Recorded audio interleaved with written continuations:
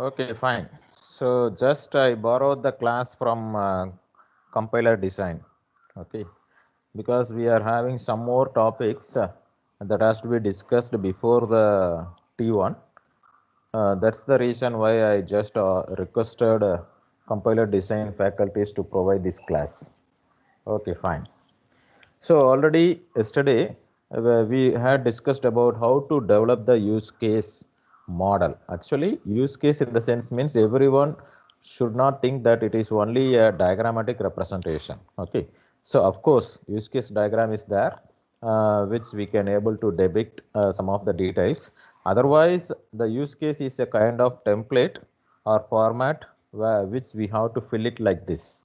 So what has been shown in the slide here.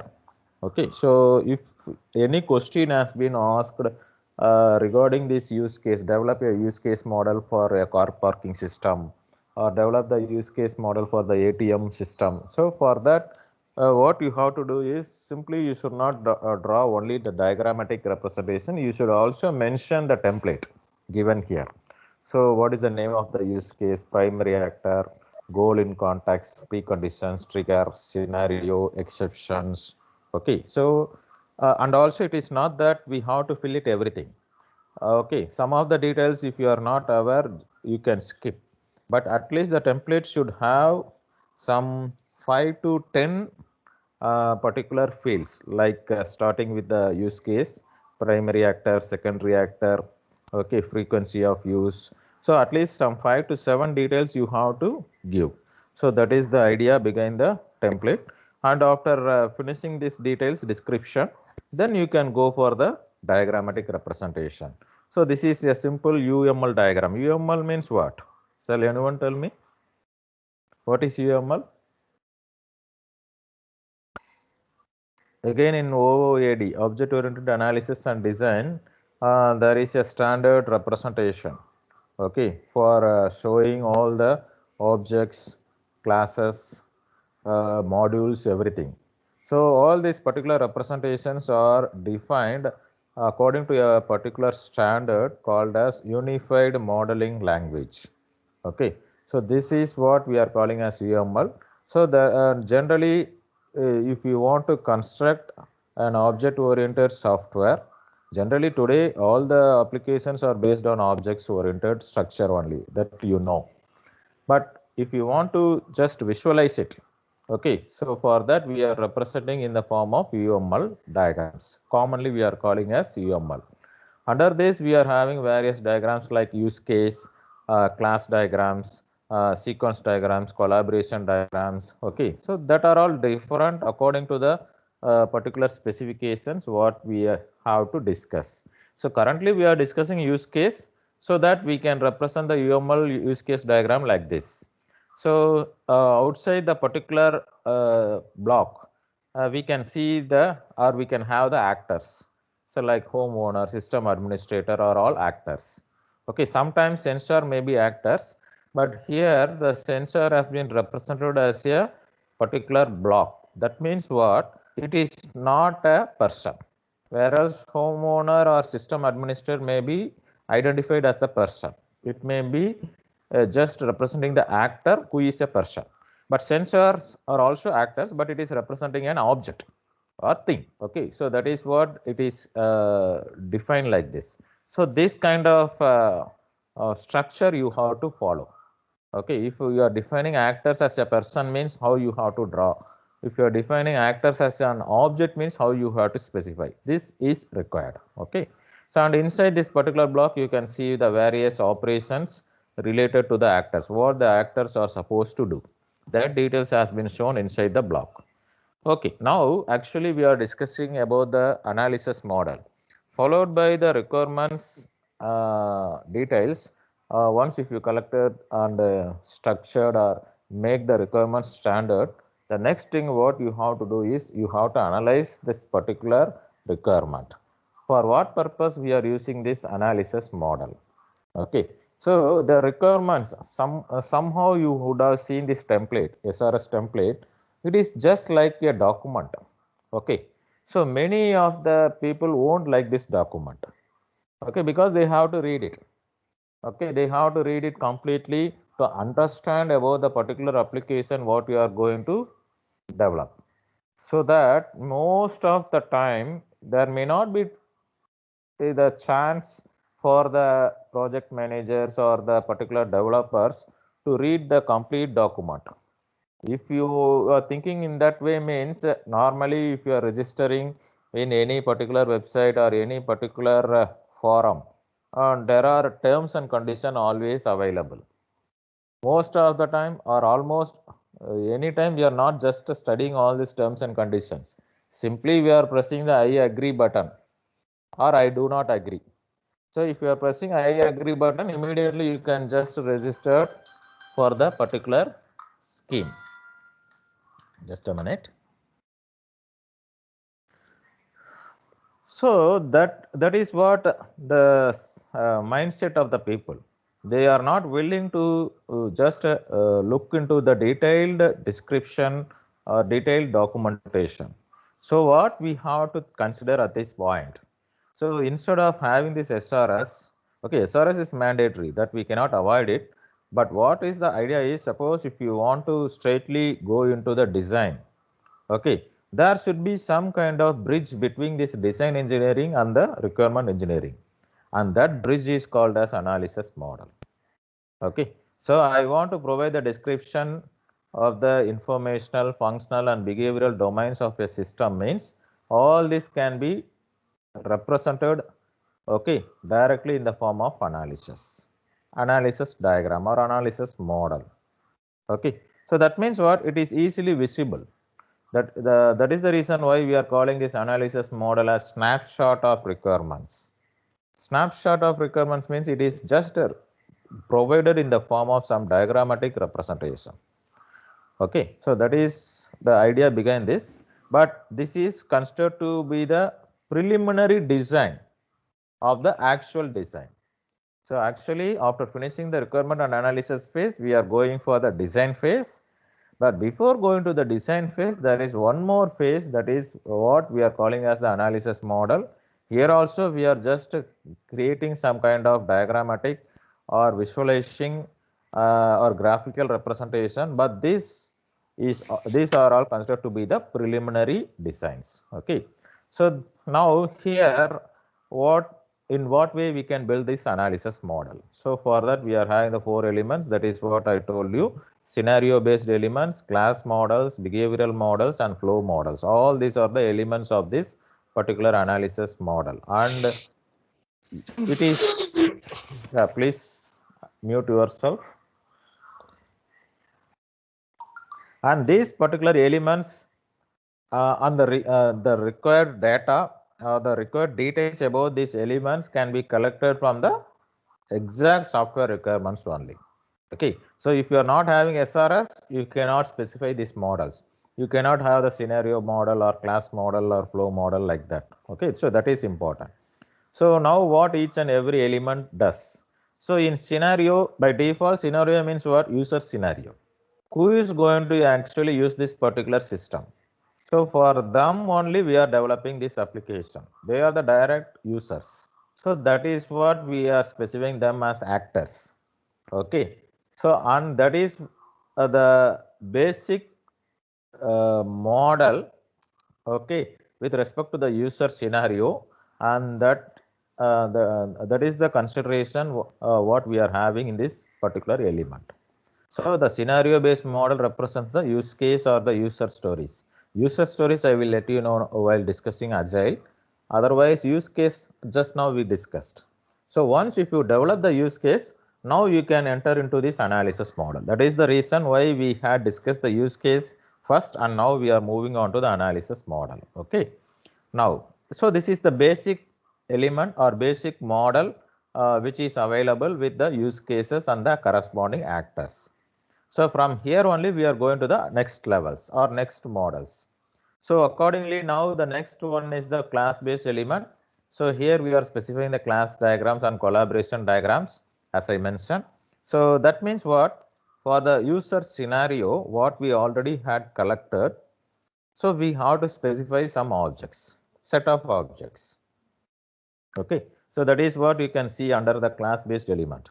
So each usage scenario implies a set of object, and that object has been manipulated as an actor. So now coming to this particular situation, this is a safe home security function as you see. It is a use case diagram. We are having some actors and homeowner. Let us take this homeowner because commonly we are taking that homeowner actor as an example right from the beginning.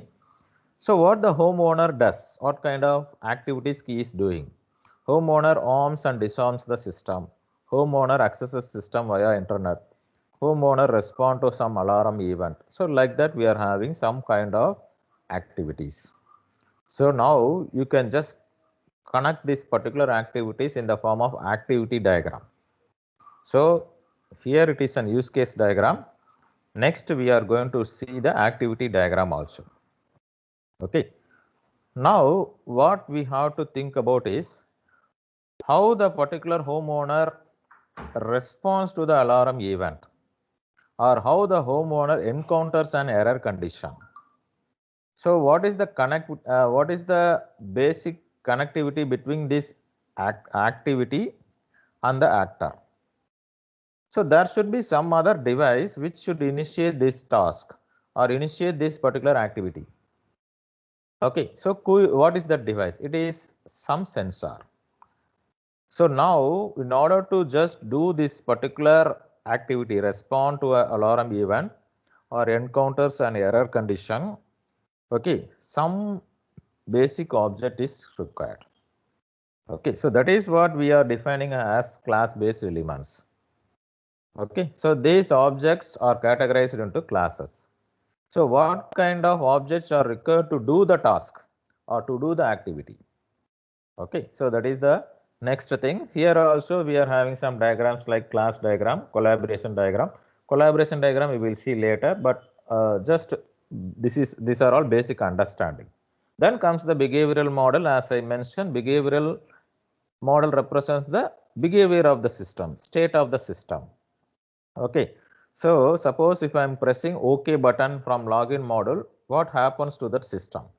After clicking that OK button, the state changes. Okay, so the behavior of the system changes. That is what we are talking about, the behavioral elements. Simply we can say like this. Then comes the flow model. Flow model means what? How the data is flowing. Okay, from one element to from one component to another component. So for this we are in need of various inputs. Generally the flow oriented elements needs various data. Okay, so either the data will be flowing or the data will be transforming into information, because data is meaningless and information is having full meaning. Okay, that is the output. So for this we are having the DFDs and data models. So DFDs, data flow diagrams, normally this data flow diagrams has been used in any kind of database applications. Okay, so already you are aware with the flow models to some extent and in the database management system, because there we discussed about entirely about the data. But other diagrams, other models are just what we had seen as use case, state diagram, class diagram, everything. Okay. Now coming to the analysis model. See again I am saying I am not discussing the analysis model in depth here. That is a later discussion. Here I am just giving the overview of this analysis model with respect to requirement engineering. Okay. So under the requirement engineering only I am discussing this topic, because the requirement, from the requirements only we are supposed to manipulate this analysis model. So the elaborative discussions of the analysis model comes in later stage. Just we are having some overview here. Accordingly, now what we are seeing here is activity diagram. As I mentioned, activity diagram is what we already seen, okay, in the elicitation. Okay, in the elicitation I just explained about what is elicitation earlier. So there I have shown one diagrammatic representation, I think you may be aware. So that diagrammatic representation is nothing but the activity diagram. Okay, there I have not mentioned it is an activity diagram. Why? Because I just explained only about the elicitation. What do you mean by elicitation? How it works? Okay, so the same diagram again it is coming there, means what? This diagram is called as activity diagram. So what we are doing with this activity diagram, simply you can understand from this itself. If you are doing some kind of elicitation with respect to the requirements, what are all the activities you are going to perform? So these are all the activities. Okay, so this is what has been shown once again here. Okay, the same thing. You can need not want to get confused. Okay, so there I am talking only about requirement elicitation. What is mean by elicitation? Here I am talking about analysis model. Under analysis model, activity diagram is one important component. Okay, and this is a particular approach which has been considered under the scenario based modeling. So this activity diagram is coming under the scenario based model. Okay, so which will depict the modules or functions, okay, with respect to requirement elicitation task. So under requirement elicitation, we are doing various activities or various functions that can be defined as an activity diagram under scenario based model. Followed by this, we are having class diagram. So now this class diagram, where it is coming? Under the class model. Okay, so how it looks like? And what you are defining as a class? I think someone shall explain what is class, because many of you had experienced this class in terms of programming also. So because you are all aware about the Java programming, you have done some exercise. So you had come across the data structures, design and analysis of algorithms. So there we are representing this class. What is class? So Yeah, please. class is basically a collection of set of attributes and methods to access and work with those attributes. With respect to Java or some other language, what is class? Template for object. What is the template you are giving in Java? Then the particular syntax. So we have members, data members, and we have functions or modules. Very good, very good. So I think you are all aware about this because you have worked practically. So you know how to construct a class, and also inside the class definition, you are having these data members or the functions and the, sorry, not data members or function, data members and functions. And also you had defined the objects for these classes also. This kind of programming style already you come across. So accordingly, now you can see here also under analysis model classes, the same definition, whatever you said is exactly we are using here. Okay, so we are having some collection of things. One represents the attribute and another one represents the behavior. Attributes are the data members, what you said, and behaviors are the functionalities. Okay, that is the modules. Like these are all the modules for sensors. So we have to identify.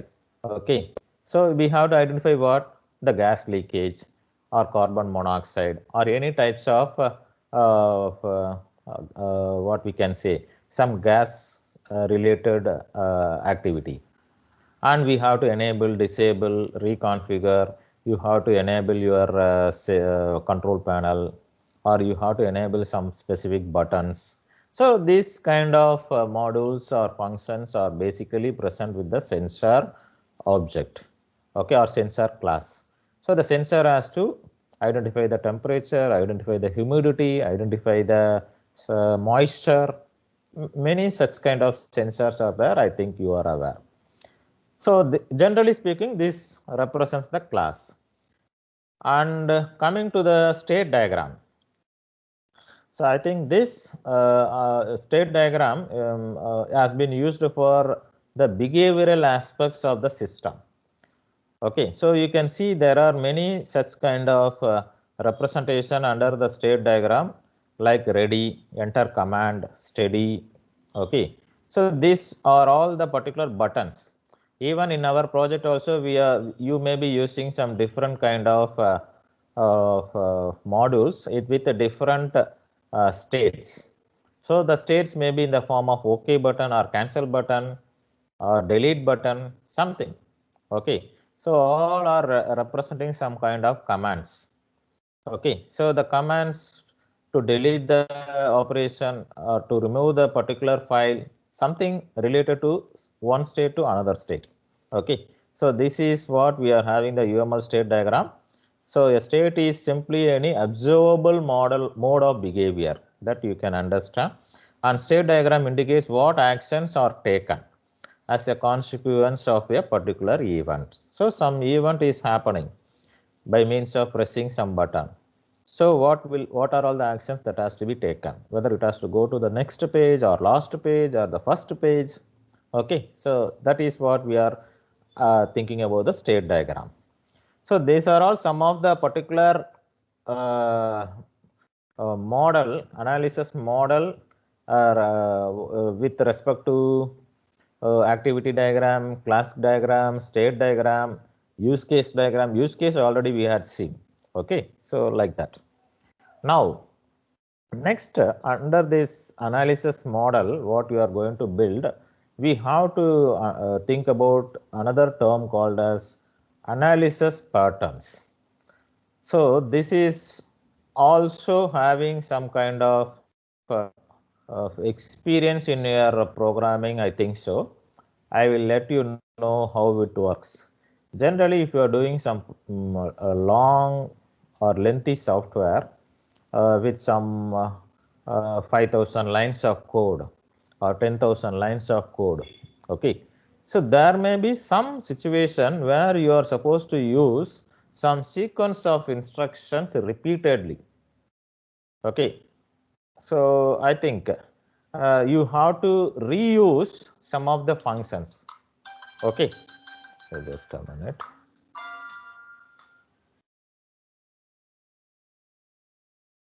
We are supposed to make some of the particular set of instructions to be reused or to be repeated again and again in your particular module or application.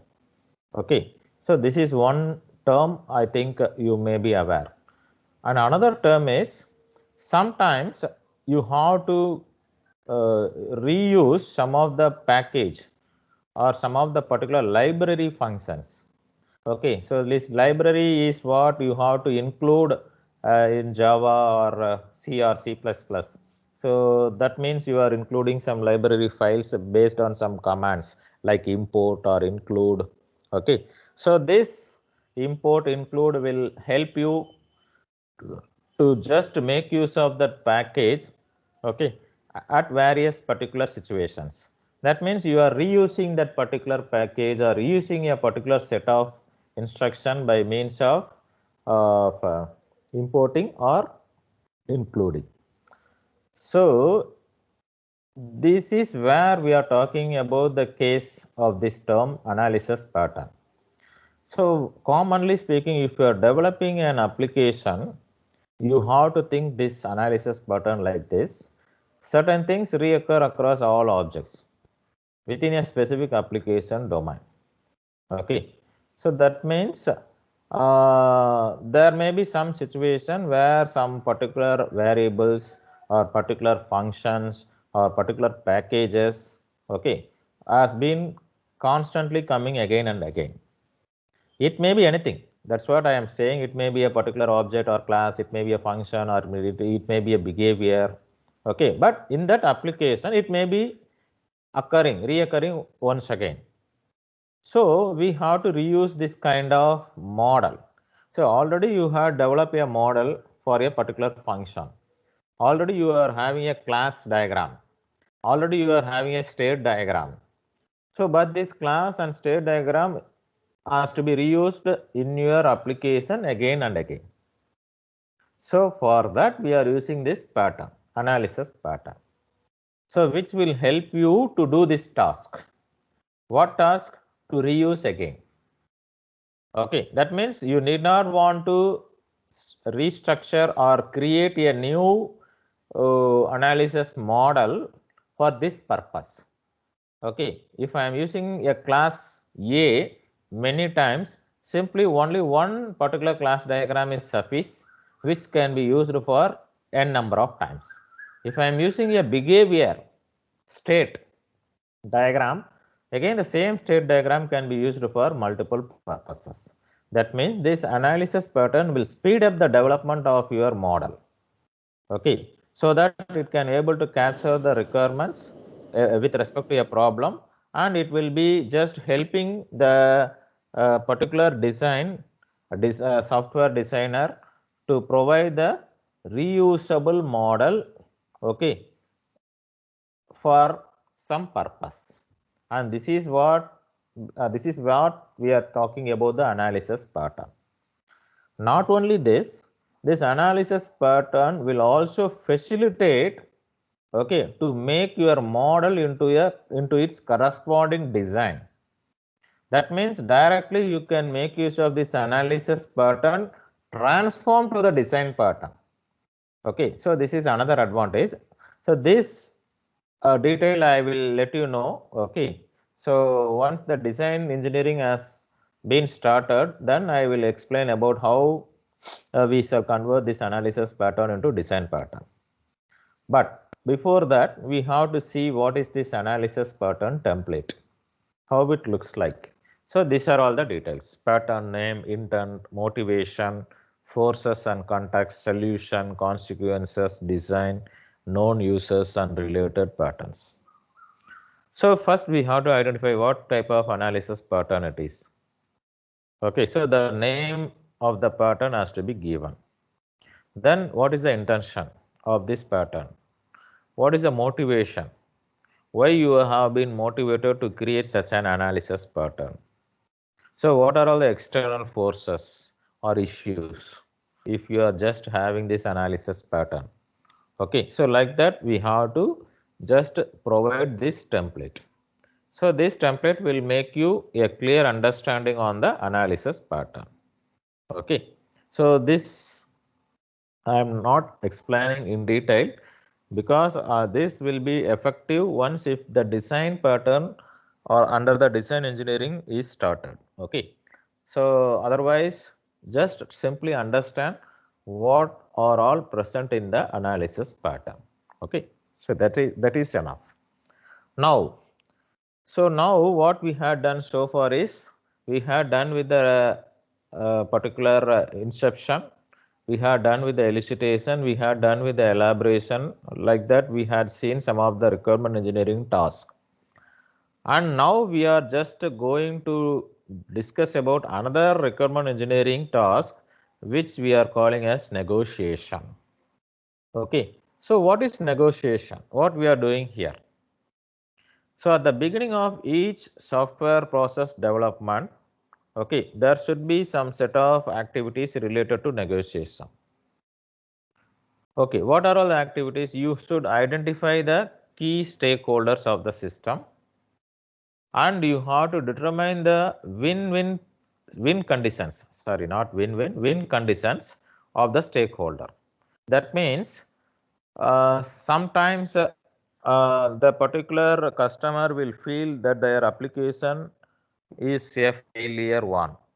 Okay, so you should not make them consider that the application is failed. Okay, so you have to make them this win condition. Okay, so win conditions will be required in many cases, because in today's scenario, you just think about many application softwares are coming out.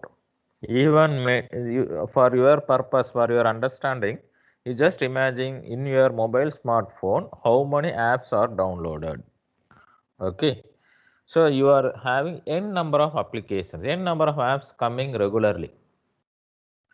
But are you using all the apps? You may not use like that. You will be using only some specific apps which you are feeling that it is required or it is mandatory. Some of the apps you may not use.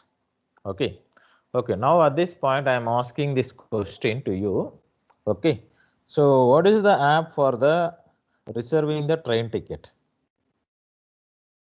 What is the app you are using for reserving the train ticket? IRCTC. IRCTC. No, that is simply you are saying. I am asking about the app. Name of the app, exact app.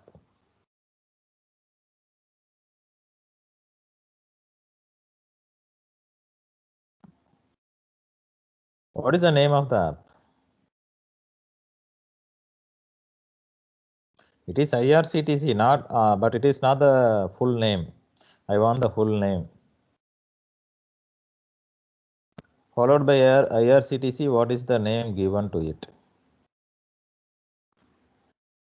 Oh my God. It is IRCTC. Yeah, IRCTC. Rail Connect. Ah, very good. IRCTC Rail Connect. How many of you had used this app for booking the train ticket? No one. So there is no chance of booking the train ticket at present. I know that. Okay, but otherwise I am asking this app. Probably you may be downloading in your mobile phones and keeping with you because you have to book the train ticket for some kind of travel frequently. So if this app is available means it is easy to book. Okay, so no one booked through this app? IRCTC Rail Connect. Because I am using this app continuously. Okay, now there is one more app called as Confirm Ticket, CONINFIRM-TKT, Confirm Ticket. This is also an app. Okay, so what I am asking you is you download these two apps. Okay, one is IRCTC Rail Connect and another one is Confirm Ticket. You just browse through this app or navigate into this app and see which app is better for booking the train ticket. Okay, so this is what I am asking you to do and come up with an answer, because many of your friends or your classmates had asked some doubts in the Excel sheet what I had shared with you with the project title. So in that regarding the project, some of them had asked some questions related to the project what has been assigned. So if I am just consolidating these particular questions, I can understand one point. So the particular use cases given to you, sometimes you are, as a developer, you are feeling it is not worth enough. It is not required at all. Okay, so unnecessarily the particular use case has been given in this particular in this situation, and for what purpose we are using this particular delivery, this use case, why it is required. This is the question. Okay, so for in order to answer this question only, I am asking you. You just download these two apps. One is IRCTC Rail Connect and another one is Confirm Ticket, CONFIRM-TKT. And just navigate through these two apps and find out which app is better. Okay, shall you do? Not now, I am saying. Excuse me, shall you try? Is it possible? Hello? Yes, sir. Only Yes. one person is answering. Yes, sir. Okay, fine. See, this will help you to understand by yourself, okay, which is required and which is not required. Okay, so for that case only. So here only comes the negotiation part. So now most of the students are negotiating with me. Sir, why this requirement is present? Why should I want to add it in this application? So this application doesn't require such kind of use case. So you are trying to negotiate with me, and we have to see whether there is any possibility of win conditions. Okay, so to make the situation win-win, let us see the possibility. Okay, so that will normally happen in any kind of software development and in terms of business discussion with the customers. Okay, negotiation is an important task. So under this negotiation only we are having the term called as handshaking. So handshaking means what? Some kind of mutual understanding between these customers and the company has to be done. Okay, so the requirements has to be mutually agreed upon between these two people. Okay, so that is the way how the business will become okay or accepted by the experts. Okay, we can able to develop this application because we had finalized all the requirements. So through some handshaking, we could able to speak out some of the issues or concerns. So that is what we are talking about, the negotiating requirements. Okay. So a compromise is the art of dividing the cake in such a way that everyone believes that he has the biggest piece. Got it? This is what the business strategy. Okay.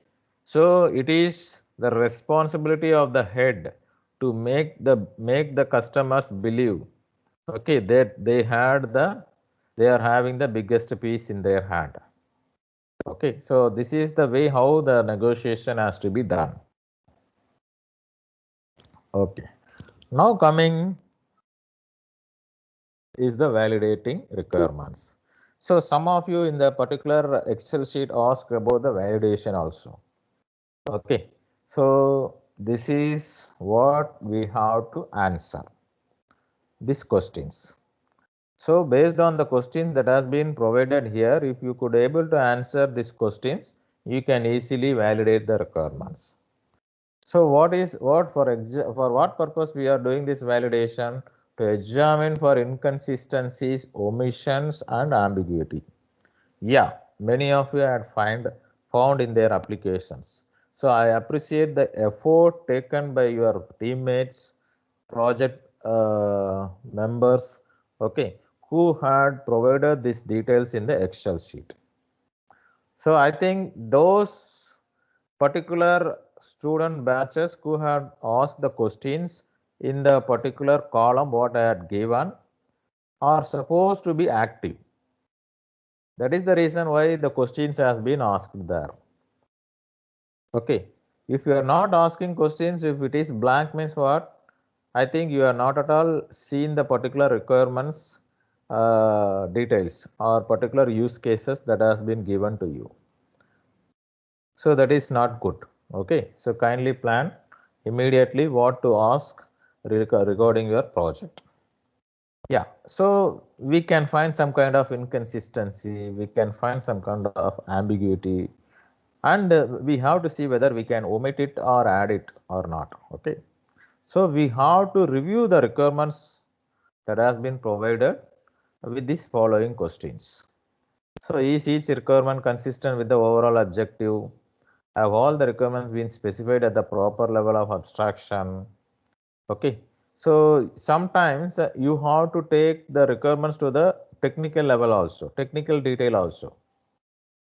Okay, so whether the requirements is providing some kind of technical detail sometimes. Okay, but that is the technical details is not appropriate at this form, at this situation. But if it is given like that, if it is given technically, it will be easily understood. That's the idea. Okay, so some kind of add-on feature to be present in the system or not. So that also the requirements has to provide, or whether the requirements has been bounded and unambiguous. Bounded in the sense means what? It is whether it is fixed or within the boundary limit, or it is beyond the limit. Okay, so this is also should be addressed. Then does each requirement have attribution? That is a source noted for each requirement. So that means what? For each requirement, whether there is any kind of sources available or not. Okay, so do any requirement conflict with other requirements? This also you have to check conflicting requirements. Then you have to think about whether we can able to convert all this requirement to be achievable in the form of technical representation, whether the requirements are testable, whether the requirements could able to reflect the particular information or the functionality, that is the function or the behavior of the system. At the same time, we have to consider whether the requirements model can be partitioned so that it can provide more information, detailed information after partitioning. So all these are considered to be the validating the requirements. Okay, so this is the way how you can able to validate your use cases of your project based on the questions that has been asked here. Okay, you can check whether it is properly given or not. So, but many of you had also already given the data, like some of them are having inconsistency, some of them are not required at all. And one batch exactly specified these are all the modules or these are all the use cases which we don't want for this kind of project. So yes, so that means they are very particular clear. That batch, I appreciate the effort. Okay, so the way how you had written is fine, but for your kind information, you have to do it. Okay, because the customer is asking the detail, even though it is not required, it is supposed to be done. Okay, now you can see the pictorial representation like elicitation, analysis, specification, validation. So these are all considered to be very important requirement engineering activity. You have to elicitate it, you have to analyze it. That is what we are having the analysis model. Okay, and you have to document it. Yes, SRS document. Then you have to validate it. So this is a particular cyclic process. Okay, it is not a linear process. You can understand here. So at each and every phase, you have to revamp, you have to restructure, you have to rewrite. Okay, it is not a straightforward approach. It is a cyclic, even we can say it is a kind of repeated approach. That means iterated approach. So this is the overall diagram what you can identify about the requirement engineering. Okay. Now you can see the user satisfaction, whether you can able to satisfy your customer. Just see this particular term, because after half an hour or 40 minutes of class you may be getting tired. You can see this detail.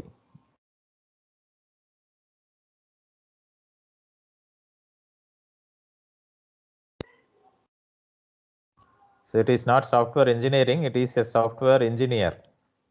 Okay.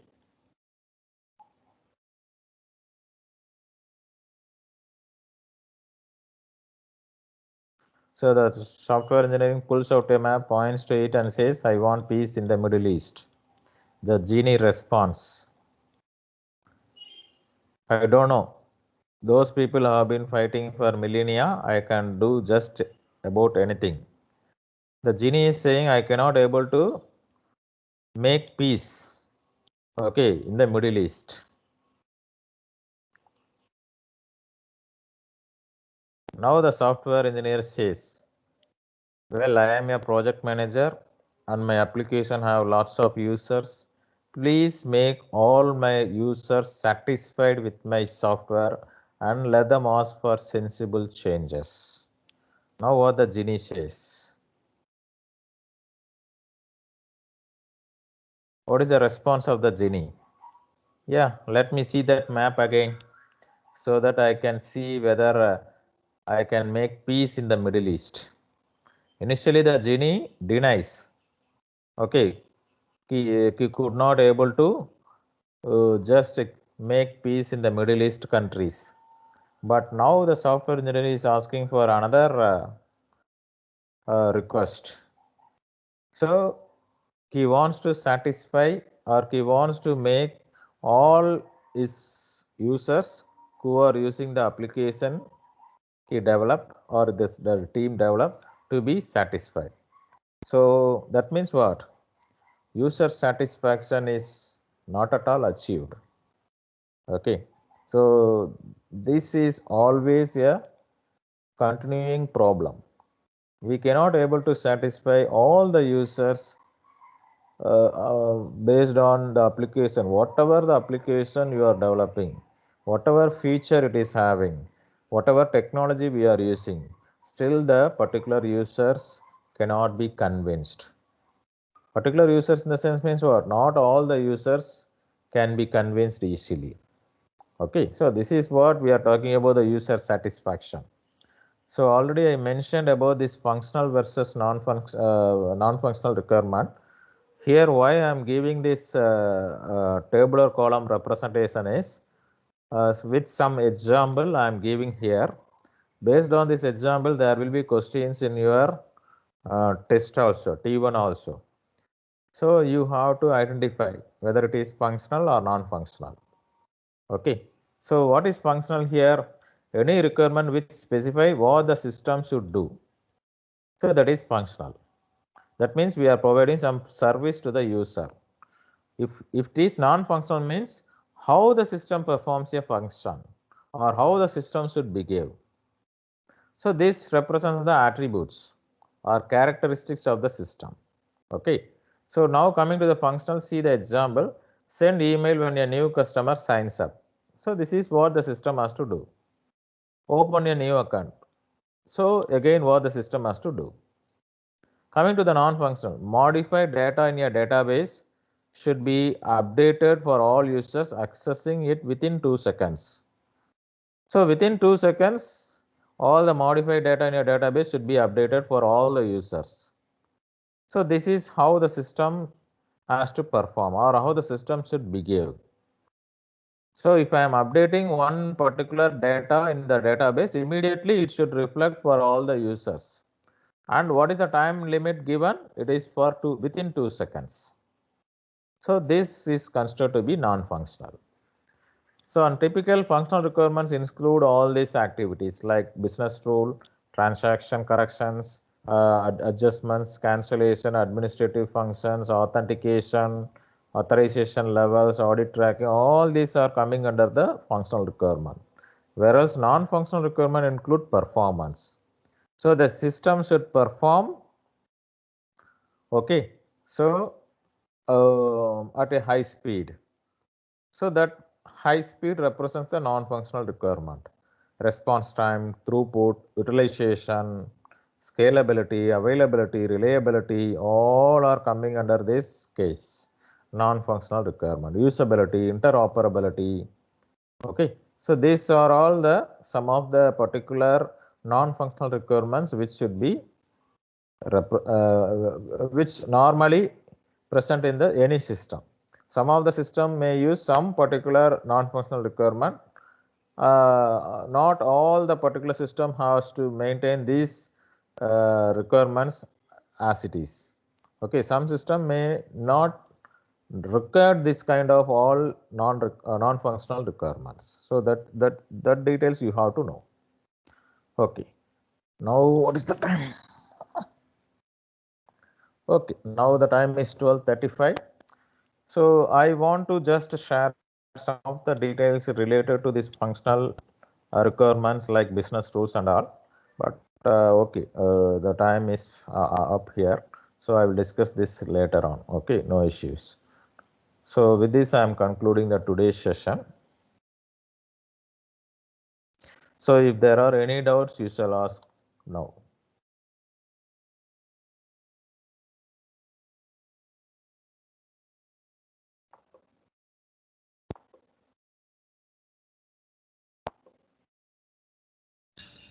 Sir, Yeah. I had a doubt regarding the project. So, how are we supposed to submit the SRS, sir? Like a return mail, reply mail to whatever you sent, or No reply mail.